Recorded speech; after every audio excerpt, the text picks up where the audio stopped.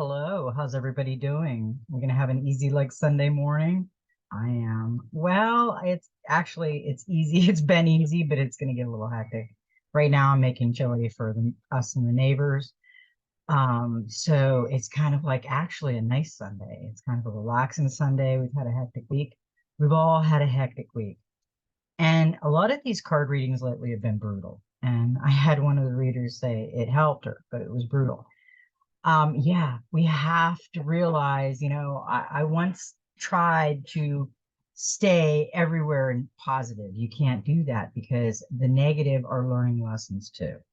So right now we are learning things when we have those rough days and those rough everything's coming at us at once and we're like the Jedi, and we just have to stay grounded, stay balanced because it is the holidays and it is going to get crazy. But let me tell you some things that we've been doing, and it's amazing. We went through the hurricane, 7 tornadoes, and our fifth wheel camper, and we didn't end up in Oz. That was cool. We stayed in Florida. We didn't end up in Kansas, but we went through a lot, and we have a lot of different perspection on things. And my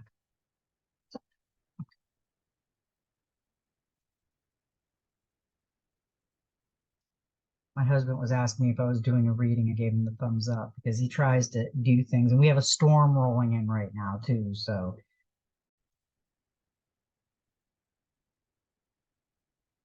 So we're getting ready for the storm, and the internet might go down. So this might be a two-parter, and I'm going to try to get through this before the storm. And we're going over the neighbors at 1 for a chilly day on a Sunday, and it's actually nice other than a storm rolling in. We've had some thunder all morning. But let me tell you what we did. We did over the weekend. Our neighbors went through their closets, and they had so much stuff, and we had stuff that we had been collecting. And I don't know why we collect things when we're in a camper. We try not to, but we had stuff collected that we didn't use. So we were going to put it all together, and we have a park here that has a big pavilion, and people are allowed to go there and sell their stuff like a yard sale for free. They don't charge anything. So we thought, well, we'll go down to the park and we'll set up for the weekend because it's almost ready for the holidays, and we'll get rid of. We had brand new stuff, we had used stuff, we had all kinds of stuff. So we set up for 2 days. We set up Friday and Saturday, and we made like $100 or something. It wasn't no big deal, but we made some money, and we met some really, it wasn't the money. We met some really great people in the community. And it was like actually a community meeting of the minds. It was actually a lot of fun. My husband was walking around talking to people, and I was talking to people, and we were meeting people and greeting people, and we had a good time. So came yesterday, it was our last day that we were going to sell, and we had so much to do that day. So we were only going to stay till noon, from 9 to noon, and then we were going to go head to Tally because we had a bunch of stuff, Christmas stuff we had to do. So we stayed till noon, and there was tons of people there set up with yard sales and stuff like that. And we decided, the two ladies that we became close with and talked to, we said, anything you want, just take. It's free. And they kept saying, we'll give you something. I said, no, it's free. Just take it. Make a little bit of money for yourself for Christmas. Things were given to us, and we had things and we weren't using. So we made a little bit, we'll, give it to you. But they didn't want everything because they had so much stuff. So there was still a lot of stuff left. So I walked around the pavilion and I said, anybody need anything? Follow me down here in the corner. Everything's free. We're leaving. So I had this it was like the Pied Piper of Hamelin of people following me over across. And the ladies, I helped them pick out baby clothes. I said, here's your size. And they had bags full, and they were so appreciative and happy. And it was so heartwarming. And they kept saying thank you. And I said, you're welcome. You have Merry Christmas, and it was just everything was gone. And then we had just a little bit left, maybe a garbage bag full. And this lady that was there, she said she knew everybody in the community too. She says, well, there is a place up there for the homeless, and they give, instead of giving it to Goodwill, where they're going to sell it, they'll give it to people that need it. It's like a mission. And I said, you know what? That's perfect. So we had a big bag, and we bagged the rest of the stuff up, and the lady put it in her trunk, and she said she was going to deliver it on Monday. So, all that stuff right there, it wasn't just for us. We made a little bit for Christmas. We gave it to other people to make a little bit, and we gave it for free for people to use and then to give as gifts. Wasn't that an amazing thing? It made me and my husband want to help more and more because it was just an amazing feeling. So we have those brutal days, and then we have those days where it is just brutally beautiful. Let's put it that way. So before we got into the reading, I want to tell you because it touched our hearts so much. Everything like that touches our heart. So before I cry, before I get going, let's get into a beautiful reading. We had a lot of really good cards fly out in my midnight meditation and channeling session. You know, I've been playing a game with myself. As the cards fly out, I try to envision which card it is, and I'm getting better at it. I'm getting like three out of all of them. I'm picturing the ones that are coming out. So I love the games that I play with myself, just to see how good I am at certain things and how I'm learning things as I go. The first card that we got was the Nine of Air, and this is a beautiful card. I mean, she is, it could be male or female, connected to the source, the rainbows of light, the flames coming out, the fingers, the dagger at the heart glowing. Everything about the Nine of Air is energy. Open to possibilities. She's Possibilities are infinitive. Know thyself and know the universe. What dwells within you dwells within nature. Belief creates all that exists was first imagined. Fantasy is the birthplace of reality. You were born to create. Imagine your fears away. All too often, we allow fears, sometimes imagined fears, to prevent us from leading a happy, productive, and fulfilled life. We limit our potential because we imagine we will be laughed at. We do not express our thoughts and feelings because we fear what others will do, or think of our thoughts and feelings because we fear it. If we are honest, we imagine failure, and so we may simply not try. The Nine of Air represents the opportunity to use of your imagination to banish our imagined fears. You may have a fear of heights, even if you have not fallen in reality, because you have imagined falling. Or you may choose not to take an opportunity and try because you have imagined failure. Likewise, you may reject a potential relationship because you imagine it's not working. But just as you imagine your worst fears, you can also imagine success. When you find your imagination taking you down a negative pathway, you can choose to take control of your dreams instead. It is in your power to shift and change all that you imagine. When you see failure, change it to success and change all that you imagine. When you see failure, change that always to success. Always, always. We don't want to go into a failure mode ever. When we imagine an ending, instead see a beginning. When you fall, learn how to fly. It is your imagination. It is yours to control, to manipulate and create. Imagine your fears away. You know, that is a great card. I love that card because we all have fears. I do have fears of heights, and I am claustrophobic, and I have tried to overcome it, and I have a little bit. I mean, I will go up on a ladder and stuff, but to go up on a roof and stand there with nothing to hang on to, I'm not there yet. But I'm working on it. You know, I'm working on myself every day. I think all of us are trying to work on ourselves every day, and that's what we need to do. I mean, don't let anybody push you and tell you who you need to be and what you need to work on. You will come to everything you need when the time is right. There is no coincidences. This card is interesting. This card flew out 3 times last night in my meditation. I didn't take it the first time because, like I said, I always do this. I do this all the time. I'll just pick up the cards, shuffle, and something flies out. And I'm thinking, no, not ready yet. I haven't meditated on it long enough. I haven't, I'm not into my Zen and into my Shambhala area. So I don't take it. So then I put it back. Few seconds later, I mean, I shuffle, it came out again. I'm like, oh, I don't think I'm in my Shambhala yet. Well, a few more times, it came out again. So I was in my Shambhala. I just didn't think that this card was ready to come out, and it was ready. It's the Knight of Wands. Choose which people, situations, or projects will benefit most from your efforts and attention. Stay grounded, and you'll make great steps towards success. Communication, relationships, energy, movement, passion. That's all this card is, and this card is telling you too. Don't let your fears stop you from anything in life that you can succeed in.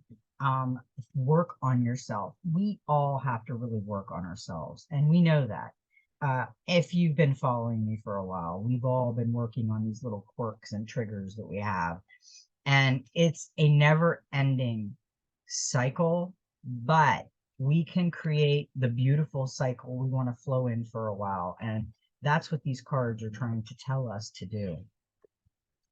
The card that came after that, which, I'm going to read a couple more cards before I read the practical magic, because I want everybody to really think about what the practical magic said, because I completely agree with this. And I think we all need it. So I'm going to hold those for right now. I'm not going to read those yet. It's starting to rain here really bad, and I usually lose my internet. So if my internet starts to go down, this is going to be a two-parter. I will continue where I left off in the second part. Now, we did get, and this is the Five of Earth, and I call this the trickster. If you look at this card, he looks like he's up to no good. And he's got the spade. I think it's the Ace of Spades. Yeah, it's the Ace of Spades right here. He's holding it. But look behind him. Look at the girl in the shadows, looking down, holding herself like she did not trust the situation that she was in at that point, and she was scared. He's the trickster. And I seen this card was going to come out. I knew this card was going to come out because I channeled the energy. I could feel the energy coming in. When I'm channeling, I've had somebody say, this is not channeling. Yes, it is. When I am doing, and who's to say it's not channeling for you? It might be channeling for me. When I'm doing a meditation and I am in my Shambhala mode and I have everything tuned out and I am shuffling these cards, these are channeled messages that are coming through my energy and going into the cards and showing us the ones we want. The other information that I am telling you right now that is coming out of my voice is being channeled.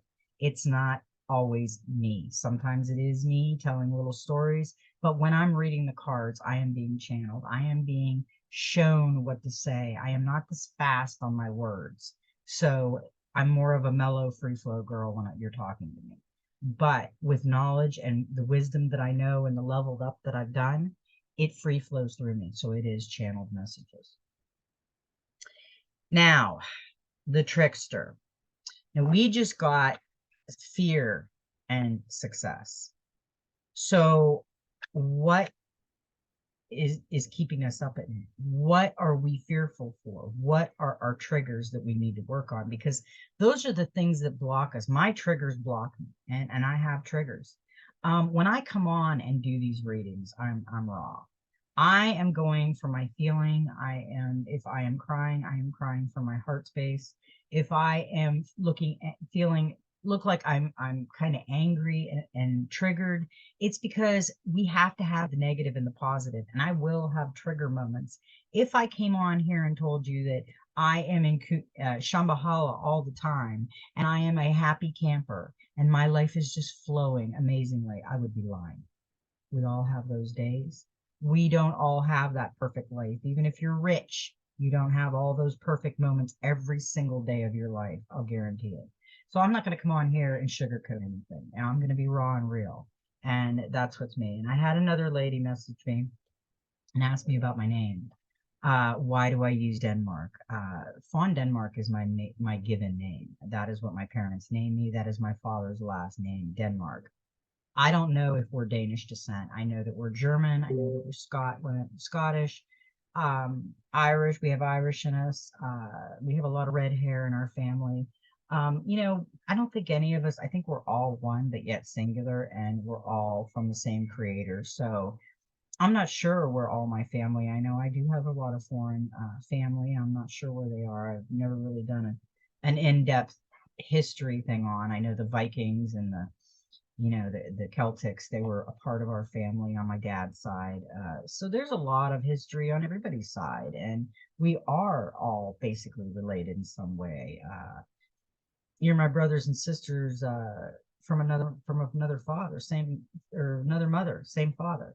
So, and actually, it's not even another mother; it's the same mother. It's Mother Earth and Father. So, yeah, it's pretty interesting how things work out. Uh, we are going to, there is a wee devil within all of us who whispers that we are acting for the greater good and not at fault where others are concerned. Does that voice encourage you to laugh aside the fear, concerned of loved ones, or to respond with defensive anger? It is time to let your let everything guide you, your conscience guide you. And I completely agree. Your intuition, your gut feeling, your heart source should guide you. Remember, your actions and choices have the power to do lasting hurt to others. Are you choosing to be blind or turn your back on those who love you in order to cater to your own self interest, bad habits, or addictions? Are you gambling with someone else's future happiness as well as your own? It is easy to say that those you hurt are responsible for what they choose to feel and how they react. But embracing this belief, even if it is true, still shows a marked lack of empathy and understanding. Your words, deeds have influences and consequences. Do not deceive yourself into believing that you are above approach and accountability. When the five of earth appears, you are being cautioned against arrogance and pride. Understanding and consideration for others is needed at this time. 100%.